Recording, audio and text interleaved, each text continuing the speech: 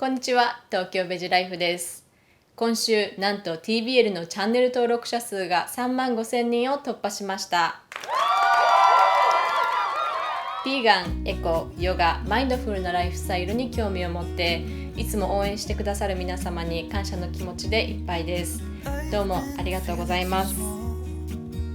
今日は皆様への感謝の気持ちを込めて、以前からリクエストいただいていたおすすめのレストランのご紹介をできればと思います。で、私が住んでいる東京では昔からあるマクロビのお店も多いですし、ヴィーガンのお店もすごく増えてきているので、その中でどのお店をご紹介しようかなと思った時にすごく迷ったんですけど、最終的には私がすごく好きでよく行くお店3軒をご紹介することにしました。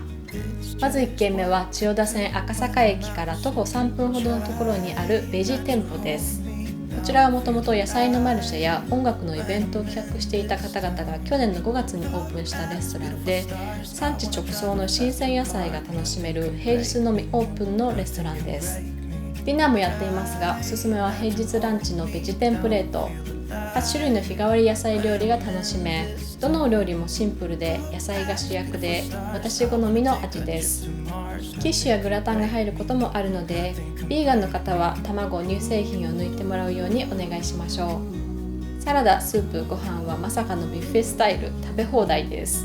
1000円でこんなに美味しいベジランチがお腹いっぱい食べられるのは本当に奇跡です。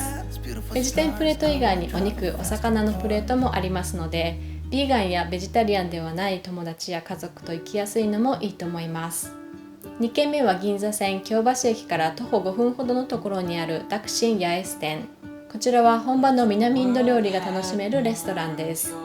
日本のインド料理屋さんは圧倒的に北インド料理が多いのですが、南インド料理の方がお米中心で野菜料理が多いのと、日本ではあまり手に入りにくいスパイスをたくさん使っているので、家ではなかなか味が再現しにくいというところがあって、私は外でインド料理を食べるときはダクシンに行くことが多いです。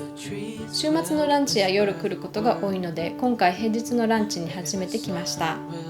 この中でぜひ日本米や北インド料理のナンではなく、バスマティライスとドーサのセットをお試しいただきたいです。この時のベジタリアンカレーはヨーグルトベースのおからカレーとミックスベジタブルのカレーでした。インド料理はベジタリアンフレンドリーであっても、ヨーグルトやパニール、牛乳、卵はよく使うので、ランチでチョイスが限られているとヴィーガンは少し厳しいですが、ディナーはオプションが多いのでコースもフレキシブルにアレンジしてくれます。大人数で行っていろいろな種類のカレーを楽しむのがおすすめです。ダクシンは日本人好みに味をアレンジしていないので、本場のインドの味が体験できると思います。最後の3軒目はヴィーガンレストランの中で私が唯一よく行くお店、表参道のエイタブリッシュです。前身のカフェエイトからヴィーガンレストランの中では先駆け的存在なので、ご存知の方も多いかと思います。どのお料理も美味しいのですが、私はここのランチのスブラキが大好きでよく来ます。テンペが美味しく食べられるお店はなかなかないので、ここに来るといつもこのスブラキを注文してしまいます。店内は落ち着いたおしゃれな雰囲気で、ランチは割とボリュームがありますし、デザートもあるので、ヴィーガンではないけれど興味がある人と来るのもいいですし、海外からのお客さんを連れてくるのにもいいと思います。ということで、今回は私が東京でよく行くレストラン3軒をご紹介しました。動画の最初でもお伝えしたように、ヴィーガンのレストランはどんどん増えてきていますので、また皆様におすすめできるお店が見つかったらご紹介していきたいと思います。インスタの方では日々食べたものなどをアップしていますので、そちらもぜひチェックしてみてください。Once again, thank you so much for all your support for this channel.